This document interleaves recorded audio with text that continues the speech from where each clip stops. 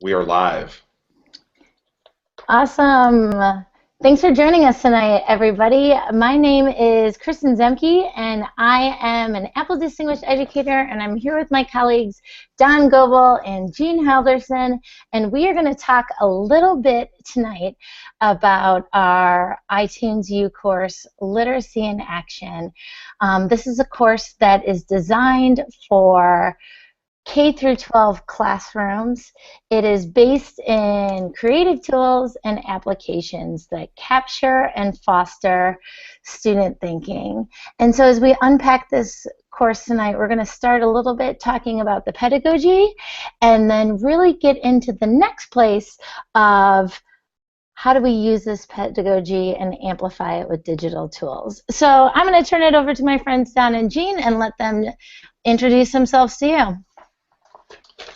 Hey, hello everyone. Thanks, Kristen. Hey, thanks, Jean. So I'm Don Goebel. I'm in St. Louis, Missouri. I teach multimedia, but I offer professional development K to 20, really about ways to incorporate digital media, video technology, storytelling through the visual form to any classroom, and really finding the educational routes to do so. So I'm excited to talk about that piece of the project when it comes to it, but I'll throw it over to Jean. Hi, I'm Jean Halderson, and I am a language arts and social studies teacher in La Crosse, Wisconsin. And I teach in an iPad one-to-one school, and I am excited to share with you how I incorporate what we know is tried and true for literacy skills into technology using iPads. Awesome. And we're also going to share some of the practices from our other colleague who's not able to be here tonight, Christy Musey. She is a kindergarten teacher in South Carolina, and so I'll be talking a little bit about her work as well. But to get started, we want to make sure that you know how to access this wonderful free course. And so let me share my screen with you guys really quickly. Alrighty. And head up here. Perfect. So as you can see here, this is the course info, and if you want to just take a photograph of this page or a screen capture, we'll also share this information later. But this is our course, Literacy in Action, Create to Learn. And to get started with an iTunes U course, for those of you that are new to this tool and resource, what you're going to want to do first is download the iTunes U app from the iTunes store. And then once you get that, you're going to look up the URL, which will link you to our Literacy in Action course. I also put a little QR code there for you in case you want to scan it and not type it in. Well, then that link should take you to the Literacy in Action course, and then you can download from there. Jean, do you want to talk a little bit about accessing the course? I would love to, Kristen. Well, first of all, iTunes U is an incredible and powerful tool for you to get content out to people. I use it in my classroom every single day with all of my classes. And what I like best about iTunes U is that it's so easy to use. One of the benefits of iTunes U is that you don't have to be online to use it. And so if you should download our course, you can view it in the car, you can view it when you are waiting in a meeting, whatever. It's just a really great tool for that. The other thing that I should tell you is that it's best viewed on an iPad, and you can get some information from a computer, but it really is best viewed on an iPad. So if you can grab your iPad and get it downloaded while we talk, that would get you started. Perfect. That sounds great. And so as we talk about this course, it frames out some of these new and innovative ways to capture student thinking, as we said. And I'm just going to showcase for you a little bit of what's available in the course. It features lessons from 4 different classrooms. And so we can break this course down into 4 different strains, ranging from kindergarten through secondary. And each section follows the same format, where there'll be a brief introduction to the teacher, and then some information about the why. Why are we recommending this as a best practice? What does the research say? What is teacher tested and kid approved across the years, and how do we know? Then, following the why section, we delve into the what. And in each exemplar, this is a video overview. We felt that it was really important for other educators to see what a day in the life of X classroom looks like. And so Don will take you through some of his broadcast classes and what his students are out doing in the field. And Christy will share a little bit about what's happening on the rug in kindergarten. And so we hope this not only introduces you to some new best practices, but helps you benchmark what mobile technology might look like across the grades. After that, there will be a how that breaks down step by step what you need to do to implement one of these new practices that we're recommending in this Literacy in Action course. And finally, it wraps with student exemplars. So from Jean's class, you'll see her 6th and 7th graders talking a little bit about their thinking and learning. Don, you'll see snapshots from the field and interviews in action. My students will be drawing and writing and doing video reflections of their thinking. And so hopefully you can pull elements from across the courses and personalize something that works for you. You know, we're big fans of this idea that many different types of learners make up the world, and that students can pull and access content from a number of different pathways and modalities. So even though Don's working with 9th through 12th grade, many of the practices in his classroom can be tailored down across the grades as well. And our course starts from oldest students, so secondary learners, down through kindergarten. And Don, do you want to talk a little bit about your section of the course? Absolutely, thank you. So in my section of the course, I really wanted to focus on what I believe is the #1 skill not consistently taught in schools, and that is media literacy. I think traditionally, if media literacy was ever taught, it was through a consumption of professional media. We could talk about film, television, newspaper articles, magazine ads, and we would look at what the professionals are doing, and we would look at it, we would consume it, and we would analyze it, and we would think about it. And that would lead to some great discussion. But what I have found over the last decade of teaching is that students can really find a deeper understanding of what the media means to them if they create their own media. And so we've come up with a number of different forms and creative ways to do that. But I always come back to the one form that really hits home and is the foundation of all of our video programming when I get a brand new student in 9th grade. And why I also think this lesson in my part of the course has translated to the elementary level, where I've heard from teachers across the country on how they've used it in 5th grade.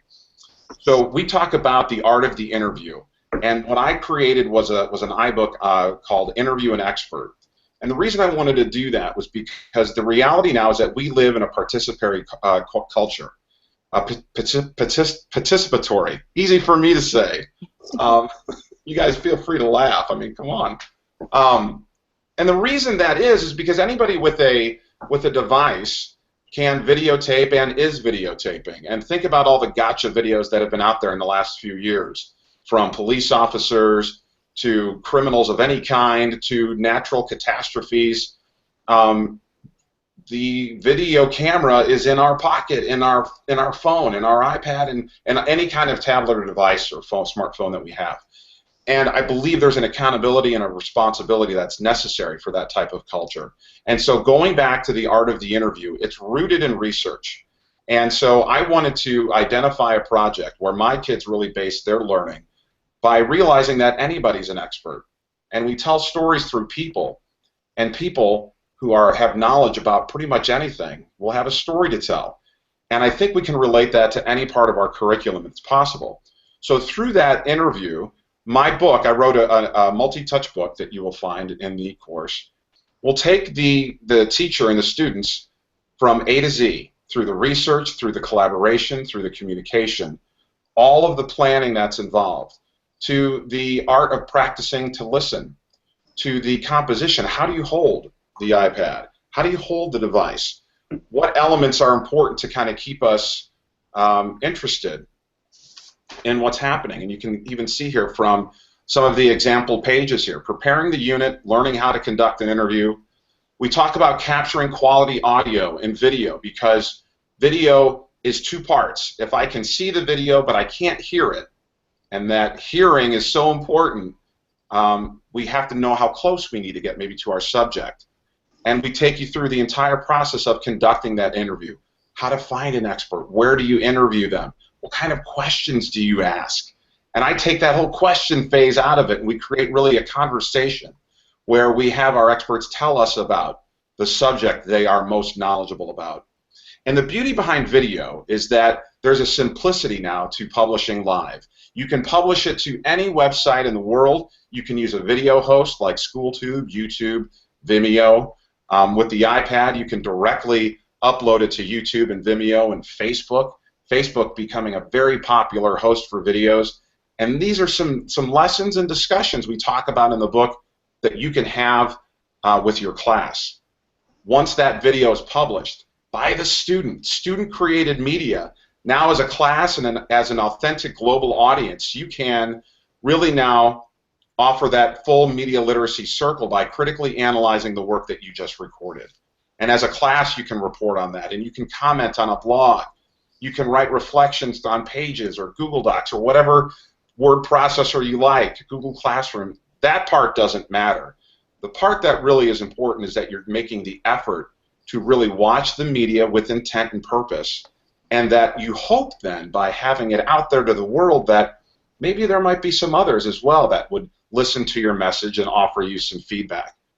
The reality is, even if they don't, what you have provided the student is a full process from A to Z about researching an idea, coming up with a concept, communicating with an individual or an expert you may never have had experience with, doing a formal interview, and there's some real life skills there, aren't there, by communication, and then going through the whole publishing process and the reflective process. You've now offered any child at any grade level a true media literacy lesson through creation that I feel is really important in our schools. And so my hope is that any class will adopt this kind of idea, maybe either in the research phase or in the presentation phase, the final presentation of a unit or a lesson. We've found that this works really well. So along with my unit there in the book, you'll learn all about why teach media literacy. There's a couple videos to watch there. You'll find some very scholarly articles talking about the advent of digital reporting and participatory culture and all of those types of items. And you'll also find ways you can connect with me. So I'm excited for you to take a dive into that part of the course. And at this point, I think my part's over. We'll move on. Don, I just have a quick question for you before you finish. Sure. I'm actually, it's more of a reflection. I wanted to tell people how I had used your course in my own classroom. So you're a high school teacher, right? Yeah. And I teach 7th grade. And one of the issues that I always struggle with is how do the kids hold the, how do the kids frame the person that they're interviewing? Or how do you set up the lighting? And what I did with your book is I used it in my classroom. I actually shared your book and put it up on the screen and helped my students to understand how they could create better videos. And so I think that's something that is a great takeaway for everybody. I'm glad you said that. Yeah, we talk about simple composition and simple light. We're not talking lighting kits, right? Did you find that, Jean? We're talking the natural fluorescent light in our ugly hallways. And what can you do? What can you do for that, right? Absolutely, as simple as where to stand compared to where the window is, or even how do you hold your iPad, where does the person look? These were things that, even though I'm a digital teacher, I just didn't know all of these skills. And I think what's important to that, and I hope you and your students found that, is that although that makes the video look better and sound better, and we want that, what's the result of that video looking and sounding better? We pay more attention to the content. We pay more attention to the message that's being sent. And so through some of those very simple basic techniques, we suddenly have a different attention to the media that we're watching. And then suddenly kids start to look at any media that they watch a little bit differently because they've now created it themselves. Absolutely. And the other thing that I think was really good about your book is as I was reading it, your kids have more freedom in high school to pick the topics that they might want. Sometimes in middle school, we have to limit it a little bit more. And so some of my ideas as I was looking at what your children were doing, I thought that my kids could be interviewing veterans. I thought that they could be interviewing people with different cultural backgrounds. I thought we must have experts in our community that are in the medical field, because in 7th grade we do life sciences. And so when I really looked at your definition of what an expert was, that's when I realized, wow, there are experts everywhere, and there really should be no lack of finding people to interview. That's so, yeah, that's so awesome. Yeah, and the book will talk about that. It'll help you find those experts and get in touch with them. Well, and I think that's one of the things we do in 21st century learning, right? So much of our role as teachers is about being connectors and connecting our kids to topics or people they don't even know that they're interested in. And I think that's just so exciting to see that kids now are redefining the resources, right? It's not about the books in your classroom. It's not about the teachers in your building, but you have the potential to access experts around the world, and your course, Don, showcases that wonderfully. Don, you had a video. Do you want to share that, or should we just keep going? I think, you know what, let's move on. If we have time towards the end, maybe we can revisit that. Perfect. So next up, Jean is going to talk a little bit about building background knowledge and how she implemented some simple but revolutionary practices in her classroom. Go ahead, Jean. Well, in my classroom, I teach the Eastern Hemisphere, and so it isn't uncommon for my students to come to my classroom and not know anything about the country that we are learning about. And so it's really hard if the students have never been there and they have no background knowledge to introduce complex text. And so I found that using short videos is a really nice way to get kids engaged in learning about something they know nothing about, but also in building that background knowledge that we know is so important for students to be able to comprehend text. And so what I do, and you're going to see in my course, is a book as well. And if you go through the book, you're going to find that it starts out step by step, and it will tell you everything that you need to do to use short videos with your students in order to build background knowledge. So to begin with, you know, the teacher has to prepare. You have to find some kind of video that you want the kids to watch. I prefer finding short clips that are already done, but the one example that I used in this project actually is a long video that I found on Frontline, and I broke it up myself. Kristen, if you could pop that first video or the first slide of mine up, it talks about watching video. Is that up there, Kristen? All right, great.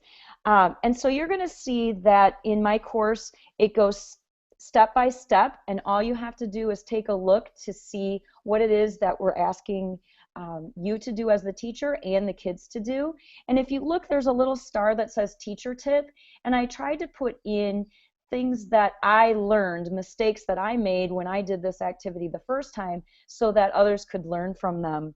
And so first, kids view the video and they become the expert on their particular clip.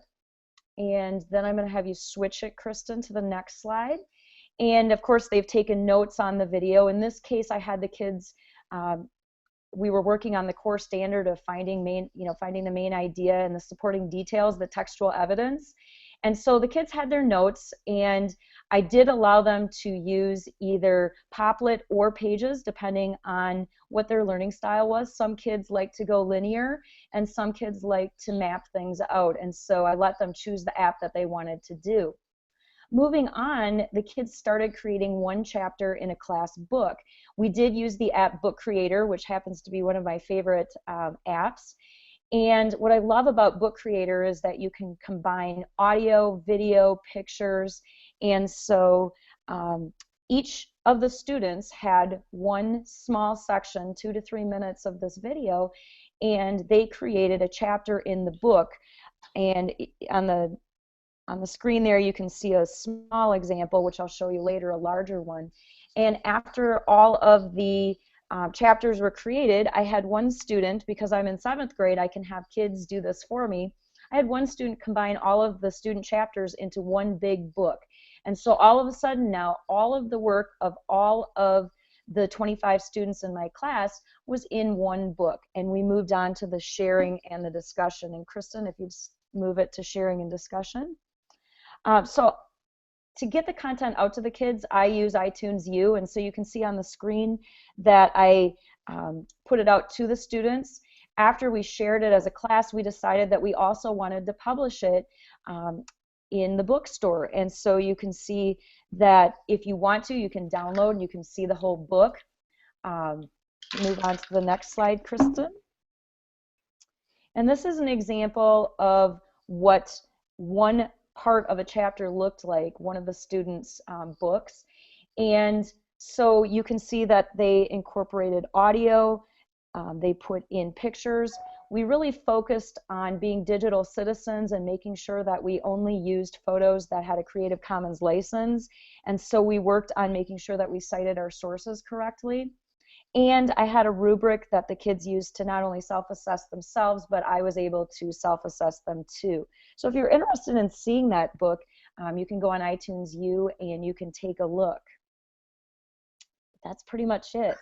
Awesome. Jean, I love how you build new audience for your students beyond the walls of your classroom. You know, to be a 12-year-old and to publish to the world is pretty powerful. Can you just talk a little bit about what it was like for your students to connect with others, but also to know that the work they did in class mattered and that they had a voice to get it out there? Absolutely. Well, first of all, just sharing with the entire class is motivation. I mean, if you can imagine, when we were kids, remember, we would hand in our paper to the teacher, and at best case scenario, it lived on the wall. Yeah, we put it on the wall, or we would get to bring it home at the end and put it under our bed in our, you know, in a box that had all of our cool stuff. So I think that's really motivating for kids, knowing that everything that they do in my classroom is going to be shared with the other kids in the class, but it just brings it up one more notch to say, hey, we're going to be publishing ours to the entire world. Mm-hmm. And that makes the kids really focus in and really try harder. And you'll find that kids that aren't always motivated to do school, because, you know, school like we have it isn't for everyone. And sometimes those are the kids that get the most excited. And it is fun to look, because I've been a teacher long enough that I have kids' work that's been published 10 or more years ago, and it's still out there for others to see. Yeah, and I think that speaks so highly to the idea of digital portfolio, right? Like, now our work lives online, and, you know, to go back to John Dewey, school should be the place where we do the real work of the world. And so moving beyond a writing wall to a writing world, I think, is extremely powerful. Other thoughts? I think we should probably move forward here so we can make sure Perfect. We get through everything. Yeah. So what I want to share with you guys is a little bit from my section about capturing student thinking with creation tools. And as a primary grade teacher, I think it's so important to find ways to get authentic snapshots of student thinking. And whereas for developing readers and writers, sometimes their ability to generate text, to decode, and to represent in a written form is challenging. But now, digital tools and mobile devices, and specifically in my classroom, the iPad, gives us all kinds of new options to do that. One of the options for learning that I share in my section is this piece of using a recording booth or a video confessional to capture student thinking. And it's literally a child using the built-in camera on a Mac or on an iPad to talk to the camera and share what they know, what they wonder, questions they have, where they are, what they're thinking. For me, this is an opportunity to get a one-sided conference and to maybe extend my time with students. You know, with 30 kids in the class, it's tricky to have an individualized meeting with everybody in every subject across the day. But now I'm using video tools as an exit slip, essentially, and saying, you know, 30 seconds, 2 things you learned, 1 thing you wonder today. Talk about Native Americans. Show me how you did your math. You know, physically put your manipulatives in front of you and unpack it.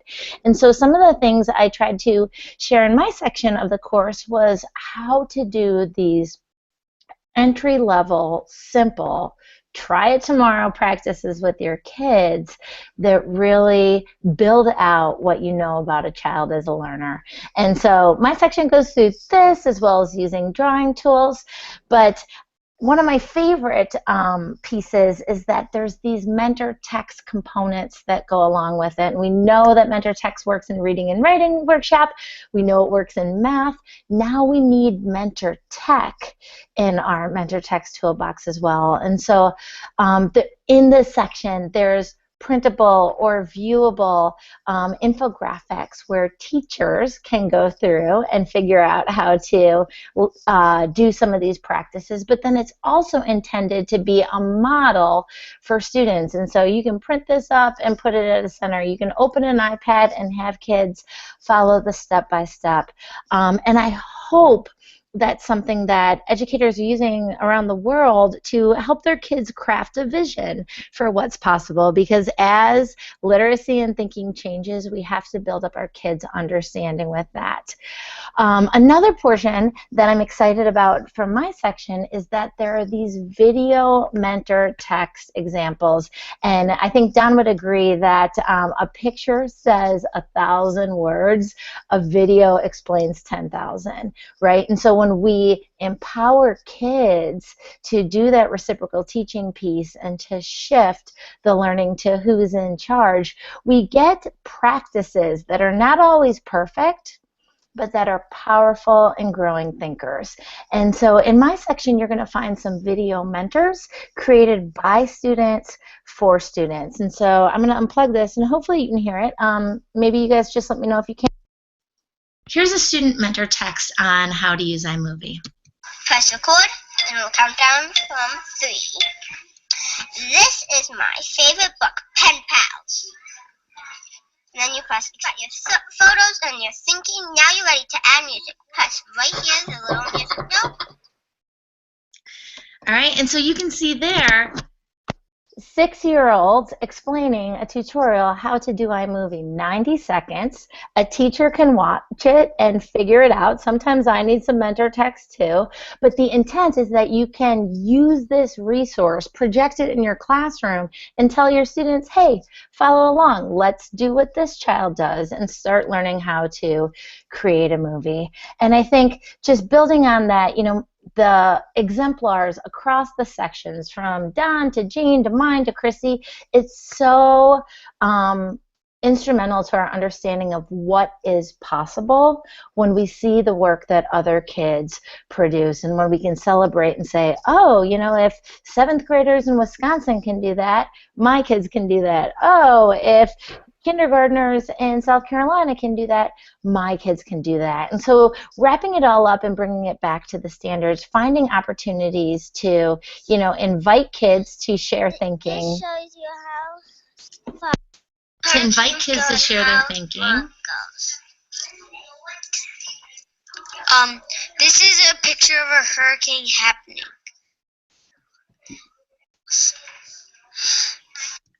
And so what I think is really powerful is that what we've been talking about are a number of different literacy practices, but what you've seen in Jean's classroom, she's doing a unit that lends itself to social studies. Those kids there with the hurricane, that was part of a science unit. And so we know the power of content area reading, and now we have more ways to read more, write more, and ultimately think more. moving on through the sections, I'm going to talk a little bit about Christy's section since she wasn't here tonight. But her section is about making writing choices in kindergarten. And if you're familiar with Matt Glover's work, if you're familiar with Katie Wood Ray's work, notes of their practices reign true throughout this section. And so Christy invites kids to pair text and tech to capture their thoughts in writing. And so here's some snapshots from her section of the book. She's talking a lot about the power of choice, about invitational writing, about looking at snapshots as every piece of feedback that a child gives helps us plan for tomorrow's instruction. And as you progress through her course, you can see tools that she recommends for the young learner, as well as additional examples of kindergarten writing and how she's using that with her kiddos to really think about the what's next, to build voice, to write authentically. And, you know, like I said before, I think this piece of ultimately being able to read more, write more, think more, and be a member of the global learning community. Kristen, can I just interject here? I'm sure that there could be middle school or high school teachers out there right now that are thinking, you know, this isn't really relevant to me. They're talking about little kids right here. And I just wanted to say that as I went through our book and we worked together on it, I learned so much from you and from Christy. One of my favorite parts of the entire course is when you did talk about the video confessionals, and all I can think about is, you know, as I was reading that and I was going through that with you, is that's perfect. I loved the language fits for middle school, and I'm not going to use your idea as an end project for kids. I'm going to use that as well as a formative assessment. And the printables that you created, they are so engaging and simple and informative that I think kids from kindergarten to adult could use them and find benefits. So I want to just share that just because we're talking about little kids doesn't mean that we can't up that a little bit and use those same resources that you used or that you created in middle school or high school. That's so awesome. And I think that's some of the feedback that I've gotten. You know, what we're really doing is extending time with students, conferring, getting snapshots. What do you want to learn about? What path do you want to go down? And that's an open-ended practice that students can enter in a number of ways. And so it's naturally personalized and differentiated. Yeah, what I love about that, Kristen, too, because even that video confessional, I mean, you see that in reality television. And you see that in some of the most popular YouTube videos are just those flash, you know, jump cuts of someone just basically talking directly to the camera. So, you know, it extends up. It may be something you're doing with a young child, but the whole premise is there, and you can up-level any of it at any time.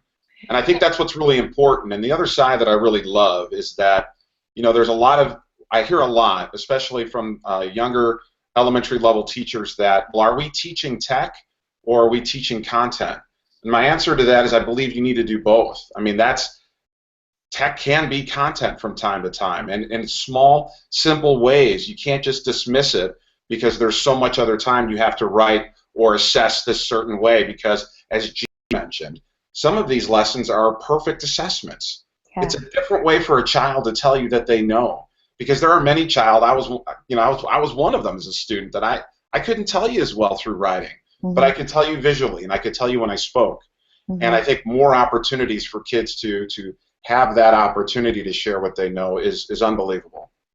Yeah, and I think, like, in all the examples that we took a look at tonight and talked about, what we're talking about is that day-to-day assessment that informs what we do tomorrow, that assessment that matters, you know, with what we're going to do right away, and hopefully then tools that we can use across the curriculum, right? You could do some of these writing practices, you could do some of the video practices in every single subject out there, and that's one of the reasons why I loved collaborating with you guys, because the same is true the other way. You know, I was taking ideas from Don's class and bringing them back to my elementary classroom. So, other thoughts, Jean? You know, the only other thing that I'd like to say is that as I look at all of the things that kids do in these classes, the one thing that I think that comes out across is that in middle school, one of the #1 things we have to do if we want kids to engage is build relationships. And I can imagine that that's the same no matter whether you're teaching little kids or big kids or middle school. And every time that you have a kid do a video confessional, or every time that you have a student share with you a piece of their writing or a piece of their video, and you're giving them feedback, you're building a relationship with that child, and you're building something that's meaningful. And so I think that's really important about all of the things they aren't just a worksheet that you're filling out and turning into their teacher. They are building not only literacy, but knowledge, but also relationships. Yeah, and I think that word of relationships is important. You know, as you guys are talking, I'm thinking, you know, what suggestions might you have for how people could use this in their school or with colleagues or with students? You know, what are some thoughts about how we can establish this so that really technology is a practice? You know, we're moving away from that project. It's not a sprinkle on at the end, whoa, that was fancy, but it's a practice that truly changes learners. So what are some tips or ideas you guys have for making this part of professional development at schools? I'll jump in. One of the messages that I preach is to find something simple to start. Find something you currently have. Find a unit, find a research project, find some kind of capstone visual project at the end. Maybe it's a PowerPoint, maybe it's a poster project. Something that may have a visual element to it, and maybe it even doesn't. Maybe it was a written paper before. But allow for a choice or an opportunity for that student who wants to create a video, and offer them a resource to do it. You know, the book that I wrote will walk anybody through every single step. So the anxiety that the teacher needs to be the expert and know how to do it ahead of time isn't necessary. But I say that with a caveat, so that I would recommend that once you unpack this course and whatever resonates with you, I would try it. I would do it either ahead of the unit so that you know the stumbling blocks that the kids may run into, and you'll know the successes as well. Or maybe you do it along with them and build that sense of community where you screw it up and you try again and you just kind of keep moving forward. The power of failure. Absolutely. I mean, I experienced that earlier on this call, right? So it's okay, and it's like plowing through it and learning together. And it doesn't have to be large, but it does demand a commitment. It really, really does. And I don't think it's too much to ask to find that small commitment in these 4 amazing resources in this course. There's got to be something that resonates, a piece of it even, that may resonate with you, and I would challenge you to try it. You know, one of the things I think that I was just thinking about when you were talking, Don, was this would be a wonderful resource for a teacher study group or a teachers as readers book club. Totally. You know, going and unpacking it from start to finish and saying, okay, so this week we're going to try X. You know, go implement it with students, bring some type of work sample back for analysis, and then slowly developing knowledge and understanding of different practices over time. My idea is similar to both of yours, but really what I would look at when I did this is probably bringing it to my PLC group.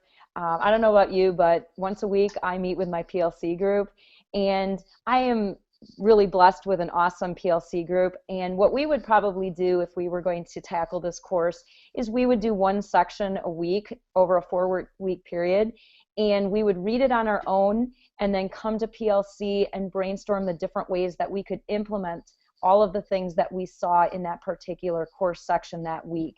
And so that's just a different way of looking at it, doing it with your grade level cohorts and exploring it together as well. Mm-hmm. And I think ultimately we're getting back to a place where kids are doing the work, where there's invitational language to create something, make something, show what you know in a multimodal format, and moving beyond that place where as educators we pushed a piece of paper across the table and said, write it down. Right now we have so many more ways to capture student stories, and that's a powerful piece. So in addition to Literacy in Action, we have a couple other resources available, and we will share them on Twitter as well, but we just wanted to make sure that you guys were directed to a few of our other publications. We have a number of multi-touch, One Best Thing books that are published under the Apple Distinguished Educator umbrella. We also have additional iTunes U courses and content. So if this is something that is resonating with you, if you're feeling like, ooh, I want to have a go with this, you know, like this is a good place to get started, but I'm not going to remember it next week, you know, when I have the time to implement it back in class, know that there are more resources, not just from us, but from our entire Apple Distinguished Educator community of colleagues that we are constantly learning from, and are so excited to, you know, keep this collaboration going. It is about what's happening in our buildings, but now we have so many more resources to connect and learn from the world. Terrific close there, Kristen. I would also add, and the great thing about the course is that, you know, look for updates. You know, as other teachers are trying our practices and our lessons, you know, we can add some other student exemplars there as well. So there's a lot out there. You know, just challenge you to investigate it. Yeah. You know, and feel free to contact any of us. We're all out there on Twitter, and we all answer people's questions. So just feel free to reach out to us. Perfect advice to wrap on. What we're talking about is literacy in action, how we can get students to read more, write more, think more, and ultimately do more. Thank you so much for joining us this evening, and we hope you find this course helpful. Please stay tuned to Twitter and our online resources for additional updates.